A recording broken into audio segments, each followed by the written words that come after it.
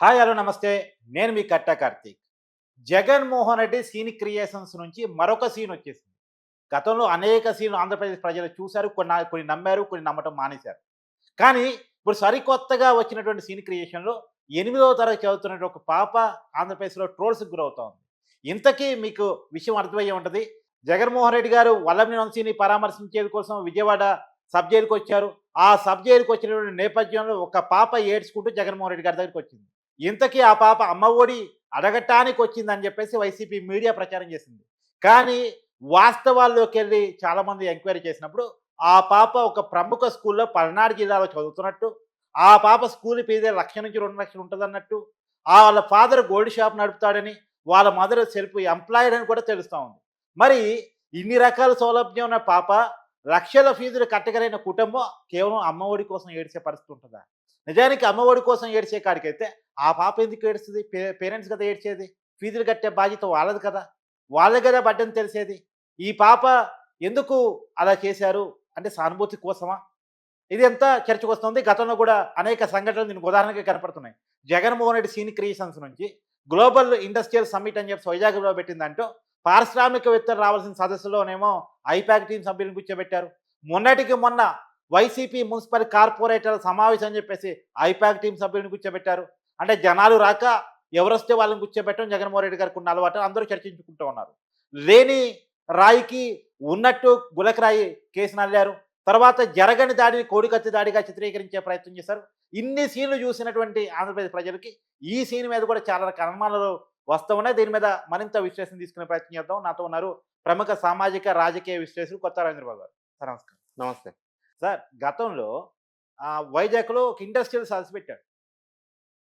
Industrial salts అంటే పారిశ్రామికవేత్తలు రావాలి. కానీ ఐపాక్ టీమ్ సభ్యులను కూర్చోబెట్టాడు. తర్వాత ఆ విషయాలన్నీ బయటకొచ్చాయి. తర్వాత మొన్న గూడా మున్సిపల్ కార్పొరేటర్‌తో జగన్మోహన్ రెడ్డి సమావేశం పెట్టాడు. అక్కడ ఎవరు కూర్చున్నారు? మరి నిజంగా మున్సిపల్ కౌన్సిలర్‌లతో బాగుండేది.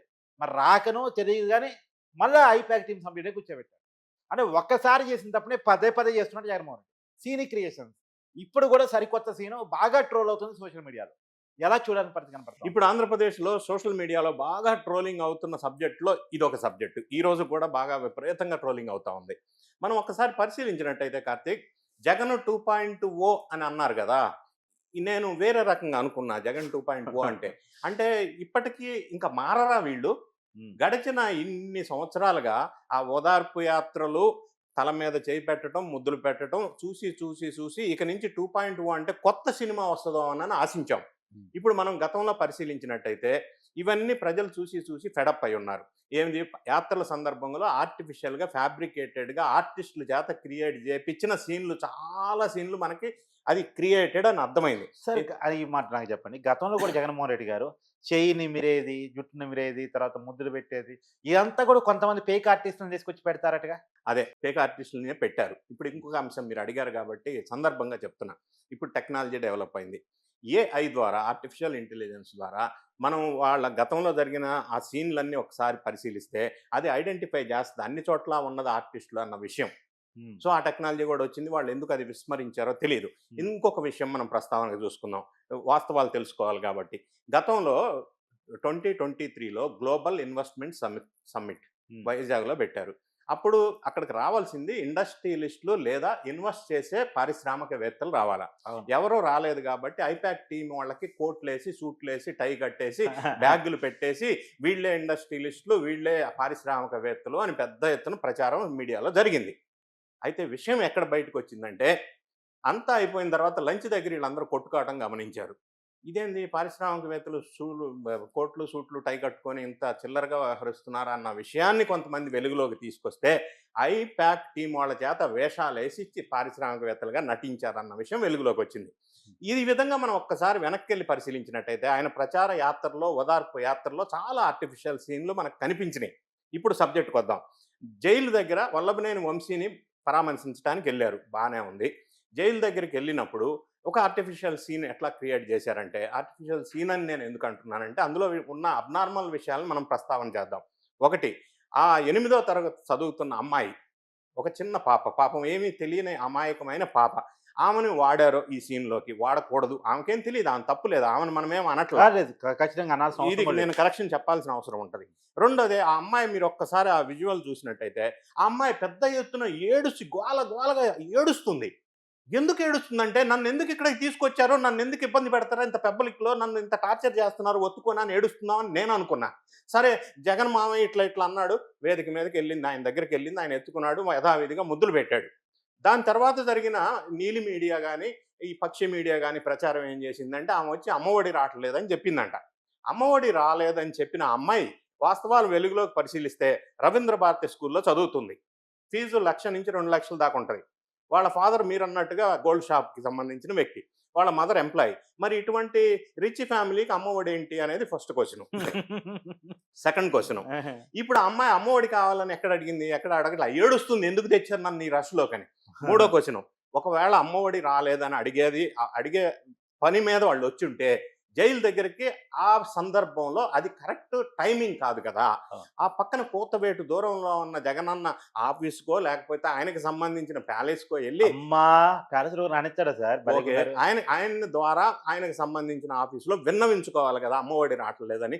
జైలుకి పరామర్శించడానికి వచ్చిన దగ్గర అమ్మఒడి రావట్లేదని ఆ పాప చేత యాక్ట్ చేపిచ్చారు. యాక్ట్ చేపిచ్చారని ఎందుకు అంటున్నానంటే, ఆ విజువల్స్ ఒకసారి చూసినట్టయితే, ఆ అమ్మాయి చుట్టుపక్కల ఉన్న జనం మొత్తం నవ్వుతున్నారు. బాగా ఎంజాయ్ చేస్తూ నవ్వుతుంటే ఈ ఒక్క అమ్మాయి ఏడుస్తా ఉంది. ఆళ్ళందరూ నవ్వటం ఏంటి? ఈ అమ్మాయి ఏడవటం ఏంటి? ఆ ఏడుస్తున్న అమ్మాయి పైకెళ్ళి అమ్మఒడి రాలేదని చెప్పిందంటారేంటి? మరి సీను పర్ఫెక్ట్‌గా ఎక్కడో మ్యాచ్ అవ్వట్లా. వాళ్ళందరూ ఎందుకు నవ్వుతున్నారక్కడ? నవ్వే అవసరం ఏంది? రెండో పాయింట్. అప్పటి వరకి ఒక్క కెమెరా మాత్రమే అక్కడ షూటింగ్ జరుగుతుంది. ఎప్పుడైతే ఈ సన్నివేశం స్టార్ట్ అయిందో 360 డిగ్రీస్ కెమెరాస్ 10 కెమెరాస్ వచ్చినాయి. 360 డిగ్రీస్ కవర్ చేశారు. మరి సడెన్‌గా ఇంత కెమెరా కవరేజ్ ఎట్లా వచ్చింది? ఆల్ ఆఫ్ ఎ సడెన్ జరిగి ఉండుంటే? హ్మ్. సో, ఇన్ని విషయాలు మనం చూసినప్పుడు ఈ సీన్ ఆర్టిఫిషియల్‌గా క్రియేట్ చేశారు. ఈ మాట గతంలో చాలా సందర్భాల్లో జరిగినాయి. ఇంకొక విషయం నాకిప్పుడు ఈ సందర్భంలో గుర్తొచ్చిందేమంటే, లోకేష్ బాబు గారు గతంలో యువగళం పాదయాత్ర చేస్తున్న సందర్భంలో ఒక చిన్న పిల్లాడు, ఇదే అమ్మాయి రేంజ్‌లో ఉన్న స్కూల్ పిల్లాడు, 8థ్ క్లాస్ రేంజ్ పిల్లవాడు ఎన్టీఆర్‌కి టీడీపీ పార్టీకి సంబంధించిన యెల్లో డ్రెస్ ఏసుకొని, టీడీపీ అని రాసున్న బనియన్ షర్ట్ ఏసుకొని అక్కడ కనిపిస్తే, లోకేష్ బాబు ఆ అబ్బాయిని పిలిచి, "తప్పు నాయనా, నువ్వు పిల్లవాడివి, స్కూల్‌లో ఉండాలా. ఇటువంటి పొలిటికల్ అదే టీ షర్ట్ ఏసుకొని ఇక్కడ మీటింగ్‌లకు రావద్దు. స్కూల్‌కెళ్ళిపో. ఇది తప్పు, నీకు కరెక్ట్ కాదు" అని వెనక్కి పంపించేసాడు. షర్ట్ తీసేసి అతను. అది మెచ్యూరిటీ. దీన్ని మనం ఈ 2 సీన్‌లు పక్క పక్కన ఉన్నాయి. దీన్ని మనం ఏ విధంగా అర్థం చేసుకోవాలా? అది ఫస్ట్ బేసిక్ క్వెషన్ ఇప్పుడు అడగబోతుంది. ఎట్లా ఈ 2 సీన్‌లు ఇట్లా ఉన్నప్పుడు మరి ఆయన మెచ్యూరిటీ ఏంటి? ఈయన మెచ్యూరిటీ ఏంటి? రెండోది, అమ్మఒడి రావట్లేదని ఆమె ఎందుకు ఏడుస్తది పిల్లాడు? తండ్రి, తల్లి కదా ఏడవాలి అమ్మఒడి రాకపోతే. ఆ అసలు పిల్లకేం తెలుసు కాదు. అమ్మఒడి రాలేదని? కాదు, అమ్మఒడి వస్తదని, అదే స్కూల్ ఫీజ్ కడతారని ఆ పాపకి ఎలా తెలిసిద్ది చెప్పండి? ఆమె ఎందుకు అరుస్తది? అవును. ఆమె ఏడుస్తా ఉందన్న, ఈ రష్‌లోకి నన్నెందుకు తెచ్చారురా బాబు అని. ఇంకొకటి, నాకు మ్యాచ్ కాంది, మిస్ మ్యాచ్ ఎక్కడవుతుంది అంటే చుట్టుపక్కలోళ్ళంతా నవ్వుతా ఉన్నారు. నవ్వటం ఏంటసలు? అంటే సీను పండలా అది. ఆ డైరెక్షన్ సరిగా లేదేమో. అంటే వర్మ లాంటోళ్ళు ప్లాన్ చేసుంటారు. అందుకే ఇటు జరుగుండదు. అంటే డైరెక్షన్, అంటే ఒక మాట చెప్పారు ఈ సీన్ క్రియేట్ చేయమని. కానీ అందులో యాక్షన్ చూసినట్టయితే కరెక్ట్‌గా సింక్ అవ్వలా. సో, ఈ విధమైన ఆర్టిఫిషియల్ క్రియేషన్స్ గతంలో జరిగినాయి కాబట్టి, అది మీరు ఇందాక ప్రస్తావించినట్టుగా రకరకాల సంఘటనలు, దానివల్ల ఇది కూడా ఆర్టిఫిషియల్లీ క్రియేటెడ్ అని మనకు అనిపిస్తా ఉంది. అంతే తప్ప నిజంగా అయితే ఆ సీన్ అట్లా కనిపించట్లా మనకి. ఆల్ ఆఫ్ ఎ సడెన్ అన్ని కెమెరాలు 10 కెమెరాలు వచ్చినాయి. 360 డిగ్రీస్ కవర్ చేశారు. ఇప్పుడు అది ఏ విధంగా రియల్‌గా జరిగిన సంఘటన అని మనకు అనిపించే అవకాశం కనిపించట్లా. ఇక్కడ రకరకాల క్వెషన్స్ వస్తా ఉన్నాయి మనకి. అమ్మఒడి అడగటానికి అదే సందర్భం. అదే right time and right place కాదు గదా! ఎందుకు ఈ విధంగా చేశారంటే, ఈళ్ళు మారకుండా గతంలో చేసిన పనులే మళ్ళీ చేసుకుంటూ ఎంతకాలం ప్రజలు ఈ విధమైన నటనను చూస్తారు? ఇప్పటికైనా జగన్ 2.0 ఈ సీన్‌లు మార్చేసి ఇంకొక రకమైన సీన్‌లు క్రియేట్ చేసుకుంటే కొంత బెటర్ ఉంటదేమోనని నా అభిప్రాయం. ఇయన్నీ 2.0 సీన్సేనేమో. అది 1.0 పాత సినిమాలే గదా! 1.0 పాత సినిమాలు ఇవన్నీ. సో, ఇక్కడి నుంచైనా ఇటువంటి ఆర్టిఫిషియల్ సీన్‌లకి తావివ్వకుండా రియల్‌గా, ఒరిజినల్‌గా ప్రజల్లోకెళ్ళి ప్రజల్ని కలిసి ఆ ప్రజా సమస్యలు అర్థం చేసుకొనుంటే బాగుంటది ఒకటి. రెండోది, ప్రజల్లో ఇటువంటి రెచ్చగొట్టే ఇటువంటి సంఘటనలు కాకుండా అసెంబ్లీలోకెళ్ళి ఈ అంశాలన్నీ ప్రస్తావిస్తే ఇంకా బాగుంటదనేది సగటు ఓటరు కోరుకుంటున్నటువంటి అంశం. కానీ మీ ఆశ అది నెరవేరేదా కాదా అని చూడాలి. థాంక్స్. Thank you.